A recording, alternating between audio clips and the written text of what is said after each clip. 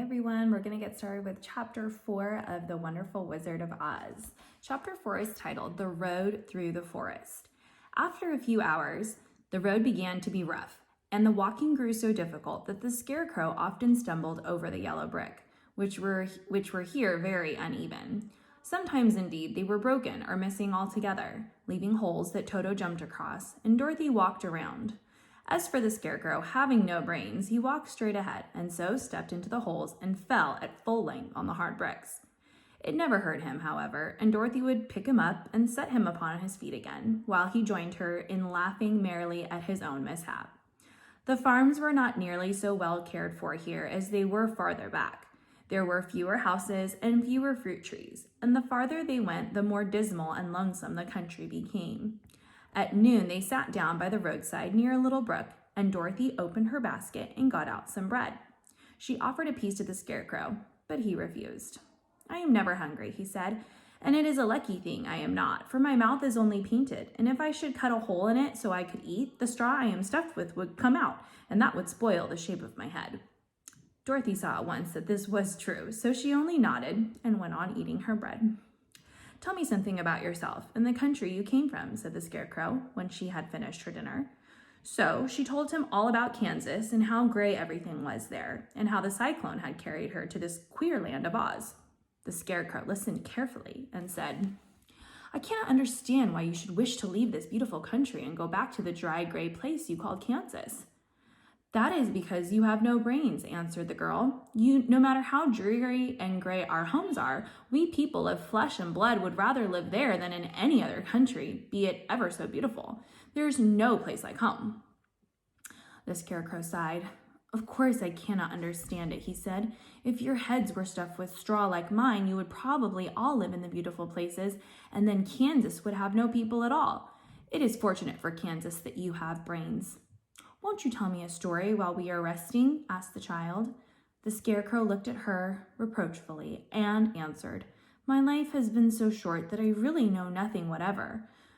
I was only made day before yesterday. What happened in the world before that time is all unknown to me. Luckily, when the farmer made my head, one of the first things he did was to paint my ears so that I heard what was going on. There was another Munchkin with him, and the first thing I heard was the farmer saying, 'How do you like those ears?' 'They aren't straight,' answered the other. 'Never mind,' said the farmer, 'they are ears just the same,' which was true enough. 'Now I'll make the eyes,' said the farmer. So he painted my right eye, and as soon as it was finished, I found myself looking at him and everything around me with a great deal of curiosity, for this was my first glimpse of the world." "That's a rather pretty eye," remarked the Munchkin who was watching the farmer. "Blue paint is just the color for eyes." "I think I'll make the other a little bigger," said the farmer, and when the second eye was done, I could see much better than before. Then he made my nose and my mouth. But I did not speak because at that time I didn't know what a mouth was for. I had the fun of watching them make my body and my arms and legs, and when they fastened on my head at last, I felt very proud, for I thought I was just as good a man as anyone. "This fellow will scare the crows fast enough," said the farmer, "and he looks just like a man." "Why, he is a man," said the other, and I quite agreed with him. The farmer carried me under his arm to the cornfield and set me up on a tall stick, where you found me. He and his friends soon after walked away and left me alone. I did not like to be deserted this way, so I tried to walk after them, but my feet would not touch the ground, and I was forced to stay on that pole. It was a lonely life to lead, for I had nothing to think of, having been made such a little while before. Many crows and the other birds flew into the cornfield, but as soon as they saw me, they flew away again, thinking I was a Munchkin, and this pleased me and made me feel that I was quite an important person. By and by, an old crow flew near me, and after looking at me carefully, he perched upon my shoulder and said, "I wonder if that farmer thought to fool me in this clumsy manner. Any crow of sense could see that you are only stuffed with straw." Then he hopped down at my feet and ate all the corn he wanted. The other birds, seeing he was not harmed by me, came to eat the corn too. So in a short time, there was a great flock of them about me. I felt sad at this, for it showed I was not such a good Scarecrow after all. But the old crow comforted me, saying, "If you only had brains in your head, you would be as good a man as any of them, and a better man than some of them. Brains are the only things worth having in this world, no matter whether one is a crow or a man. After the crows had gone, I thought this over and decided I would try hard to get some brains.